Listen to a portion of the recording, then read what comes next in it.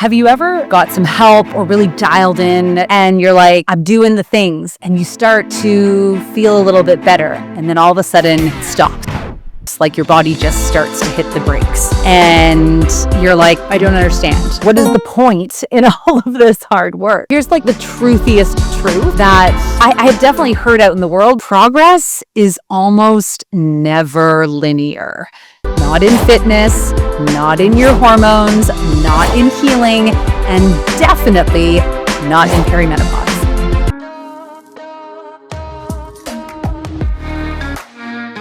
Hey there, I'm Bria, and welcome to the Period Whisperer podcast. If you're over 35 and ready for real answers about your hormones, you're in the right place. Hit subscribe and stay with us. Hey there, sister. Welcome back to the Period Whisperer podcast. I want to ask you something today.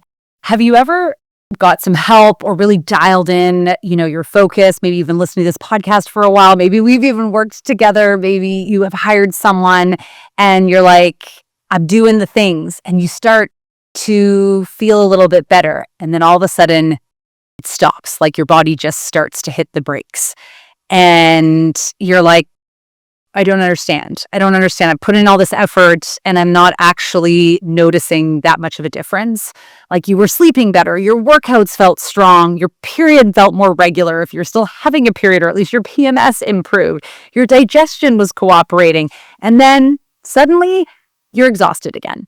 Your sleep goes sideways, your motivation disappears, and you think, what the F just happened? Like, will I ever feel good again, right? What is the point in all of this hard work? So here's like the truthiest truth that I have definitely heard out in the world, but I really want to drive it home, and maybe because I don't think most health plans shine a light on it enough to tell you, progress is almost never linear. Not in fitness, not in your hormones, not in healing, and definitely not in perimenopause. Like, literally when your hormones are unstable. They're a huge variable. So today I want to talk about why progress sometimes goes backwards and what to actually do about it when it does to get you back on track. Because, and all my perfectionists out there, and I know you because I've been you and I'm still in reform here, you're not going to like this, but the goal is not perfection. The goal is resilience and perspective. So stay with me on this, because I think this is a really challenging concept for us as women who are actually really freaking good about doing all the things. And it feels super frustrating, especially if you have like a male partner, and your male partner, or maybe you have a younger partner, and they do some of these same things and their results just skyrocket. It's really annoying and it's really upsetting and it feels really unfair. Let's have a little honest talk first, right? I want to start with me. Even as someone who teaches this for a living, and I still experience phases where things slide backwards. And let me be clear here. It is easier for me to have the health that I have in my body because this is my full-time gig.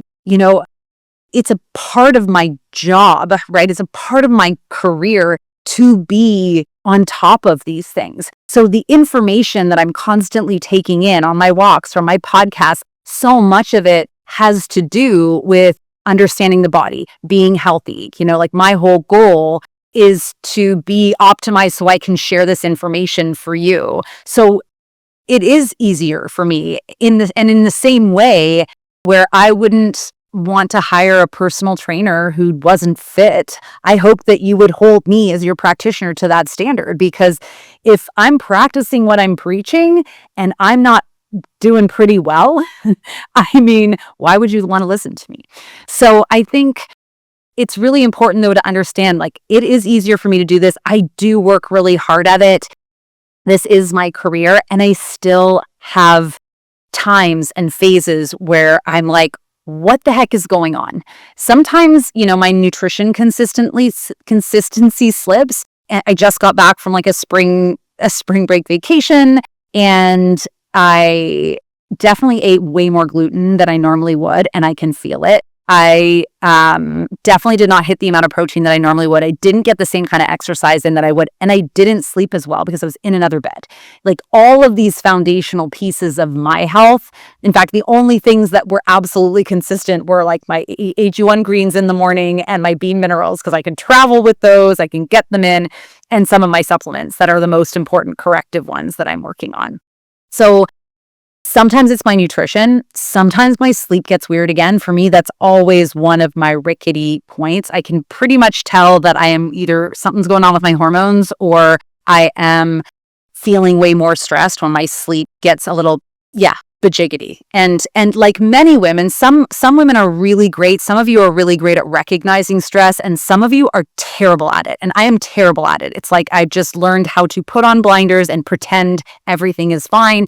And so my brain thinks that, but my body absolutely does not. It's like it absolutely knows the truth. And so it'll show up in my sleep. Sometimes my digestion gets funky. This was something that I had more recently, and I was like, what is going on? And so I'm waiting for the results of my GI map, but that's messes with your sleep. It messes with how you feel every day. It messes with how you can push in your workouts, what you want to choose to eat. Sometimes my energy dips, usually because my sleep has been terrible, right? I think what annoys me the most, and it gets under my skin, is that I'm annoyed that I'm dealing with this, and and that I wish I was younger. And I hate that feeling. I don't want to wish I was younger. I love the wisdom that I have at my age, but I do definitely have these moments in my mind where I get really frustrated that like this should be going better than it is what happens, and it goes through things. And I love those pockets of time when you feel like you're winning, right? Things are clicking, you're on it, you're feeling great, but I think it's really important to understand that these things happen to all people. I see this in my clients all of the time. Sometimes I see them 1 week and they're just feeling great. The scale dropped, they slept well, and then like 2 weeks later, it's horrible. And again, these can be normal things that happen. You can be feeling like your energy is better, your sleep is improving, your weight is moving, and then suddenly my clients are like, Bria, I feel like I'm going backwards. I really do. Like I feel like I should feel better than I do based on the work that I'm putting in. And I think what I tell them and what I want to tell you is it's not necessarily going in the wrong direction. You're just experiencing something that every human does. We're just experiencing a bit of regression. If you had children, you would remember that there was always this weird sleep regression, maybe when they learned how to crawl or roll over or for no reason at all. And you're like, why? I was sleeping through the night and now you're not. So let's talk about the 5 big reasons that this happens, right? Because once I think you understand these, you can stop panicking, because the last thing we want is panic. When you panic, it just adds more stress on your body, and then everything gets worse. We start to go backwards. Not only just like, oop, we've had a little blip, suddenly things go in the wrong direction. So I think really understanding this is so important. Number 1, stress changes everything. Stress is the great progress disruptor. And I'm not just talking about emotional stress, although that can happen. Like if I have late stressful conversations with my teens, I am not sleeping that well that night, right? If something, doesn't feel right with my clients or something doesn't feel right with my relationship, like if we have a stressful moment, that upsets me for sure. But it can be work pressure, right? It can be family stress. It can be lack of sleep. It can be travel. It can be illness. It can be inflammation. Yes, it can be overtraining for all of you avid, 5 a.m. warriors out there. Your body has one job: survive first and foremost, above all else.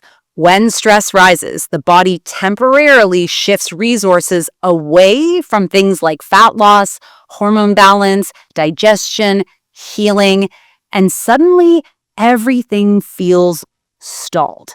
You know this, right? This is why we know that kids who have more growth hormone and a brand new engine, they heal so much faster than we do as adults, right? And it's because of how much stress our body is under in midlife versus being a child. And again, there's always exceptions to the rule, but it's not because you're necessarily doing something wrong. It's because your body is prioritizing safety. And yeah, that sucks. I always say to my clients, if I could scoop you up and take you to Costa Rica for 6 weeks, gosh, for 2 months would be amazing. I have no doubt that we would have progress pretty much every single day. Maybe 1 or 2 days you'd be like, I don't feel the best, but there's no doubt in my mind because it removes us from this massive amount of stress that goes on in our life. Number 2, hormone changes, of course, especially in perimenopause. I work primarily with women over 38. So what's going on in our body? Only one of the hugest hormonal transitions possible, right? We have puberty, we have pregnancy, we have perimenopause. Massive hormone transitions. It's like a huge storm. There's not a lot of solidity going on in there. And I think that is, again, can feel very frustrating. But when we can have a little perspective around the fact that, okay, this is going on and it's out of rhythm. That's very stressful on the body, right? This is a big one for women in midlife. And I will tell you this because I've had the beautiful opportunity to work with some of my clients' daughters in their late teens and early 20s. They get results like that. It's crazy. As long as they follow it, they get results. It's unbelievable, right? Because the body is so much more resilient. It has way less stress. They might feel stressed in their life, but the actual physical stress of the body and what you have to accomplish day to day as a 20-year-old versus the average 45 and 50-year-old, totally different, right? Hormones in perimenopause are not a gentle glide. They are like a roller coaster designed by someone who had too much coffee. Estrogen can spike, progesterone can crash, sleep gets weird, blood sugar becomes unstable. This means the same plan that worked 6 months ago might suddenly feel different, even 1 month ago. Your body is adapting to a new biology on the daily. It sucks, I know. But at the same time, I think it provides an opportunity for us to really be sensitive and know our body, like that communication. I've had a lot of frustrating conversations with people I've hired to help me with things around the house, that specifically men that are not the best communicators. And it is madness. And it's such a reminder how critical communication is to our relationships. And the most important relationship we have is the one with ourselves, because we can't have any other relationship if we don't have a really good one with ourselves, right? Okay, number 3. Environment matters more than we think, right? The environment has a huge impact on progress. Things like seasonal changes, less sunlight in winter, more travel, changes in your routine, toxins in the environment, different food availability, even temperature and daylight can affect your metabolism, your mood, your circadian rhythm. Your body is constantly responding to the environment around it. Number 4. The nervous system needs cycles. This one is not talked about enough. I think your body cannot stay in constant improvement mode. There are seasons for building, for repairing, for integrating, for resting. Yes, I'm going to say it again. There are seasons for resting because I have yet to meet a lazy woman who rests too much.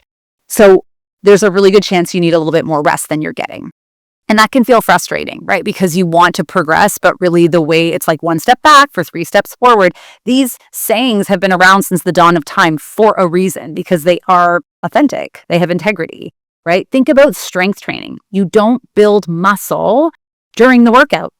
You build muscle during your recovery after the workout, right? The same is true for hormones and healing. And sometimes progress pauses because your body is consolidating its gains. So we do need to have these seasons of downtime. If you've just come through a really busy time, if things have all of a sudden gotten a lot busier, again, especially layer that on to the instability of perimenopause, and the body can freeze a little bit again, get a little like, uh-oh, here we go again, right? Or I'm too stressed out, I need to survive, so I'm not going to think about those things, I'm going to think about these things. And number 5, your mindset. When progress is slow, the brain gets loud, and she can be mean. You might hear things like, nothing works. I'm too old for this. Maybe my body just can't change. I'm always going to be like this, And once that mindset kicks in, behaviors follow. They just do. Consistency drops. Sleep slips. We say F it and we have the extra drink. We say F it and we eat the junky food. We say F it and we stay up late scrolling or watching TV. Not because you're weak, because discouragement is powerful, right? That mindset piece is so huge. Here's something I want you to hear clearly. Constant progress, again, is not the goal. Constant progress would actually mean your body never gets a chance to stabilize. Healing happens in phases. Sometimes, again, we are improving, we are maintaining, we are integrating, we are recalibrating. Those quiet phases are often when the body is strengthening its new baseline. Think of it like climbing a mountain. You don't walk straight up, you climb, and then you pause, and then you climb again. Sometimes there's switchbacks, right? And you look at the view, and you take a breath, and you have some water. Those pauses are what allow you to keep going. Okay, you might be thinking at this point, like, well, this is just annoying. And Priya, I'm annoyed about being this age. I'm annoyed about having to put all this work in and not seeing the change. Let's talk about the practical part, right? Because setbacks really don't mean you give up. They mean you adjust, right? So here are a few things that help reset momentum. And I use these, when I say this out loud, most of this podcast is a reminder to myself. She says to herself, remember to do it this way, right? Number one, and this is a big one, if you start to feel like you are regressing, it's time to zoom out, right? You are the CEO of your body. If your business is suddenly going backwards, it is time for you to take a step back and look at the big picture and gain a little perspective. Ask yourself, am I actually going backwards or am I just having a tough week? I have my clients fill out a very lengthy scorecard that helps us really track all of the symptoms, things that you don't even know are symptoms, when you're like, oh, I guess this is happening. So that when we zoom out and we look at the last 3 months, the last 6 months, the last year, most of them realize, in fact, all of them realize they have made huge improvements. Because listen, most women are pretty critical on themselves. And I'm sure you're nodding away thinking, yeah, I guess I am. Or maybe you're saying, no, I'm not, but you're probably in denial. Most of us are hyper critical of ourselves. We expect more out of ourselves. And so we don't always notice, because we're so dang busy all of the time, the progress that we have made. And that's why we have to start to track progress, right? You have to track, month after month is ideal, but even every 3 months can be really ideal, because then you can be like, oh, wait a second, I actually have made progress over how things were, and it's bigger than I thought.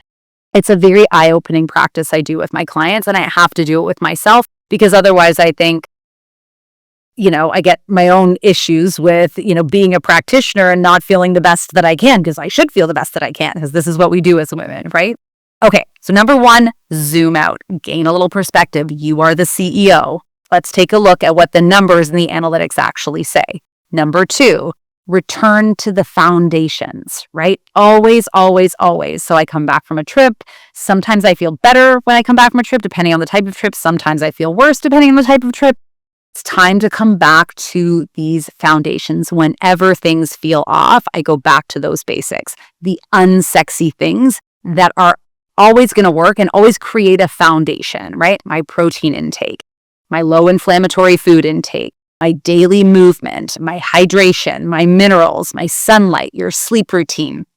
The body loves predictable inputs, and foundations are where momentum really comes from. These things should be enjoyable for you to return to. We want to do them that much that it's like, oh, like you notice if you don't brush your teeth and you're like, well, I can't go to bed without brushing my teeth. That feels gross in my mouth, right? I want you to feel better when you do these foundational pieces.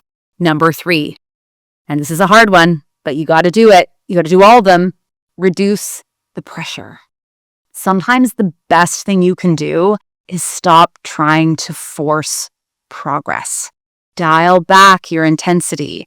Walk more, sleep more, surrender a little more. It's out of my hands, nothing I can do. Focus on nourishing that body through food, through energy, through things around you, right? Ironically, when pressure drops, the body often starts improving again.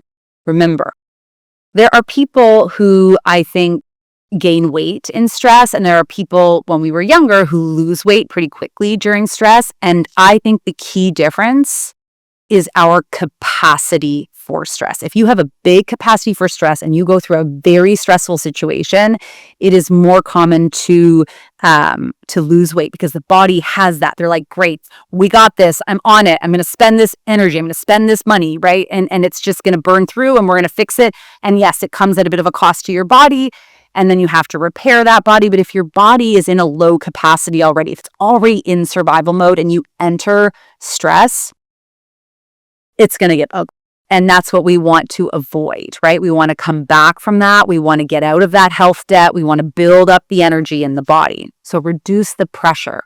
Easier said than done. Sometimes we just have to hold space for downtime. Even if you can't completely unwind during that time, even if it doesn't feel less stressful, we have to hold space for that rest because the body still feels it in that time. Number 4, look for the hidden stressors, okay? Ask yourself, what's changed lately? Have you traveled like I just did? Are you feeling more pressure at work? Like maybe it's a busier season, right? If right now at the time of this, if you're an accountant, I mean, you are in it right now. If you're in any of that accounting industry, have you been through an illness? Like, have you caught a cold? Have your kids been sick, but you're not sick, but maybe your body's fighting that sickness, right? Or maybe the people around you have had illness. Is there emotional stress going on? Have you been drinking more? Have you had poor sleep more? Is there something going on with your kids that is weighing you down? It is stressful. I always say my clients who don't have children, unless they are teachers, because they have their own children, typically can get results a little bit faster because it's they don't have that weighted, if they don't have that weighted stress. And it's not, I don't mean to draw that parallel, but I think, gosh, our kids can stress us out, right? There's that saying that goes, you're only as happy as your unhappiest child. And it's so annoying and it's so true. It's like unfortunate, like that weight you feel in your gut, in your heart. Often the setback that you are going through has a very logical cause and you can connect those dots. And once you identify it, then you can course correct. You can be like, okay, this is a really big stress. I need to focus on this so that I can move that stress and get back to this progress. Number 5, stay consistent imperfectly, right? The women who succeed long-term are not perfect. We're not. I am not perfect. Ask any one of my friends. They will see me drink things that we know stress out the body, eat things that stress out the body, like have emotional outbursts. The women who succeed the most are not perfect. They are persistent. And that is one thing that I will hang my hat on as something I'm very proud of myself for, is that I will get knocked down and get up, get knocked down and get up. I will keep going and I will come back to that rhythm. They keep showing up, even when progress slows, even when motivation dips. Consistency over time always beats short bursts of perfection. That's why we have the story of the tortoise and the hare. Number 6, look at your primary food to have more joy. I won't go super deep into primary food, but think of primary food as soul food. We know through research that you can have an imperfect food on your plate, but if your soul is on fire, if you are happy, if you have purpose, if you have a connection to something bigger than you, if you are feeling joyful and trying something new and learning, you will live longer. There's a lot of great research around that with the blue zones of the world.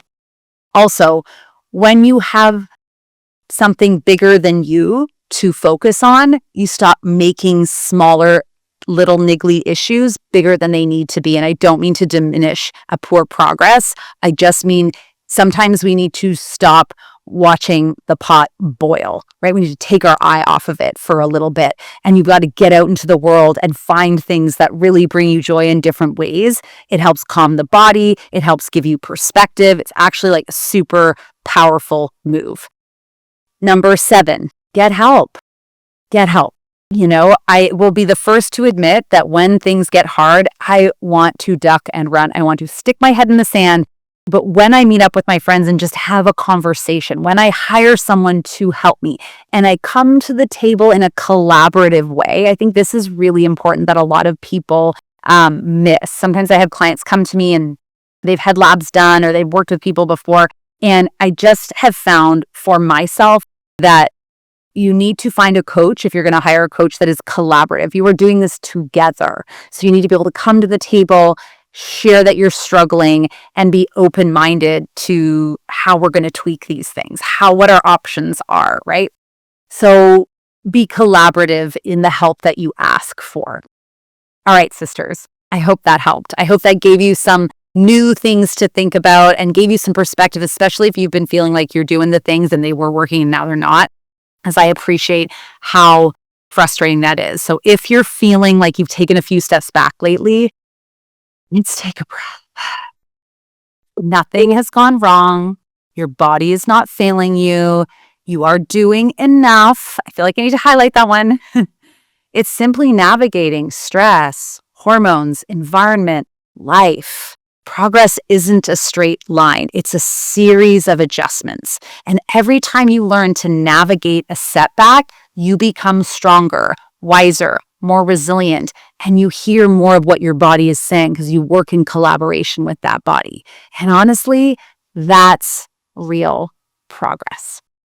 Sister, if this episode resonated with you, please send it to a friend. Send it to someone you know who that might need that reminder and that setbacks are just a part of the journey. And if you want more conversations about hormones, about midlife metabolism, about building real health in your 40s and beyond, make sure you are subscribed here to the Period Whisperer podcast because we are just getting started, even though this is our 401st episode. Go out, be more in your life and not just less on a scale. We'll catch you in the next episode. If you're 35 plus and ready to stop guessing, start understanding your hormones, and feel your absolute best, hit subscribe. That's what we do here.